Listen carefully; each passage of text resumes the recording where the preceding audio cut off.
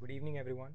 My name is Ujjwal Mishra, and I'm a sophomore at USICT, currently pursuing my bachelor's in computer science engineering and artificial intelligence. And today I'm going to discuss with you guys pointers in C.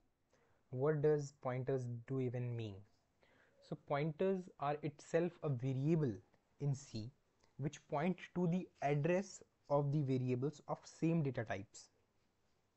इसका simply ये मतलब है कि सी में जो pointers होते हैं वो खुद एक वेरिएबल है जो कि एड्रेस रखते हैं। एड्रेस किसका? वो उन वेरिएबल्स का जो सेम डेटा टाइप्स हैं। सेम डेटा टाइप्स मतलब क्या? इंटीजर वेरिएबल्स का पॉइंटर एक इंटीजर ही हो सकता है, फ्लोट का एक फ्लोट ही हो सकता है। As an I take an example to make it more elaborate for you guys. जैसे मैंने यहाँ पे लिखा int A is equals to 50, तो अब ये 50 कहीं ना कहीं तो मेमोरी में जाके स्टोर होगा। कोई भी मेमोरी डिवाइस में जाके तो कुछ कहीं ना कहीं तो स्टोर होगा ही। तो इसका एक विजुअल रिप्रेजेंटेशन देखते हैं। And let me switch tabs. तो ये यहाँ पे अब देख सकते हैं हम कि ये एक मेमोरी स्पेस है। एक memory space as in for example इसे आप एक रैम मान लीजिए जैसे, तो उसमें ब्लॉक्स से बने हुए हैं। तो ब्लॉक्स मतलब एक ब्लॉक का मतलब होता है 1 बाइट, और एक इंटीजर यूजुअली किसी भी सिस्टम में 4 बाइट्स लेता है, डबल 8 बाइट लेता है। तो इसी तरीके से यहाँ पे मैंने एक इंटीजर डाला था 50, जिसकी वैल्यू 50 थी। तो 1 2 3 4 उसने 4 बाइट लिए हैं और अपने आप को रैम में एडजस्ट कर लिया यहाँ पे। अब यहाँ पे ये जो लोकेशन है इसका कुछ एड्रेस भी होगा। फॉर एग्जांपल मैं आपसे पूछूँ आपका घर कहाँ है, तो आप बोले मुझे कि आपका घर है दिल्ली में। मैं बोलूँ दिल्ली में कहाँ? तो आप बोलेंगे हौज खास में। मैं बोलूँ हौज खास में कहाँ? ऐसे ही मैं आपसे क्वेश्चन करता जाऊँ तो आप मुझे जो है वो अपने घर की पिन पॉइंट लोकेशन बता देंगे। तो जैसे आपकी कोई लोकेशन है, आप कहीं रहते हैं, आपका एड्रेस है उस घर का, वैसे ही वेरिएबल्स का भी एक एड्रेस होता है मेमोरी में। मेमोरी में वो कहाँ स्टोर्ड हैं, वो कहाँ बैठे हुए हैं मेमोरी में, तो उसका जो एड्रेस होता है वो हमें पॉइंटर्स बता के देते हैं। टू एलैबोरेट इट मोर, मैं एक दूसरी इमेज का एग्जांपल लेना चाहूँगा। यहाँ पे आप इसे देखिए, ये एक एग्जांपल है जो पिछली ही मेमोरी स्पेस का है, जहाँ पे हमने 50 एक एज एन वेरिएबल स्टोर किया था, इंटीजर वेरिएबल, और ये एक पॉइंटर है। पॉइंटर के पास सिर्फ और सिर्फ एड्रेस है किसका? इस 50 का, कि ये आखिर मेमोरी में बैठा कहाँ है। उसका एड्रेस पॉइंटर जो है वो होल्ड करके बैठा हुआ है। ऐसे ही सिर्फ इंटीजर्स का ही नहीं, स्ट्रिंग्स का भी होता है। Strings are what? Strings are just array of characters, कि वो एरेज हैं किसके? कैरेक्टर्स के। तो जैसे फॉर एग्जांपल मैंने यहाँ लिखा है hi as a string, hi an with an exclamation mark.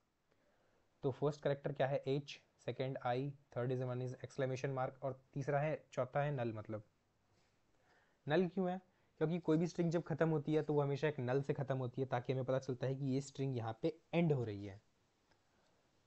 और यहाँ पे जो स्ट्रिंग है उसका पहला करेक्टर है, उसकी इंडेक्सिंग हमेशा 0 से ही होती है। 1 से भी हो सकती है पर यूजुअली 0 से ही होती है।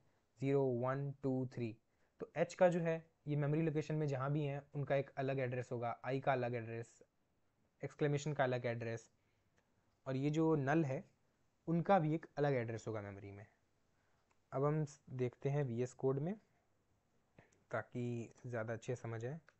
ये मैंने एक बॉयलर प्लेट खोल लिया है, बॉयलर प्लेट सी में, एज हम पॉइंटर सी में ही पढ़ रहे हैं इस वजह से।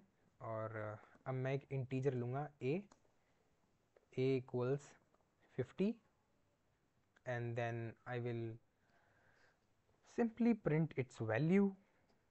वैल्यू कैसे प्रिंट करते हैं? %d कॉमा विथ वेरिएबल का नाम, वेरिएबल का नाम है ए। मैंने प्रिंट किया, वैल्यू आ गई एज एक्सपेक्टेड 50 आई है वैल्यू। वैल्यू तो इसकी 50 आ गई। अब मुझे जानना है इसका address. How do I know it's address? Simply use करेंगे %p, I'm sorry for that, %p, and then we will use ampersand and then a. Ampersand shows what? Ampersand and a here shows the address of a. Where does a keeping its value?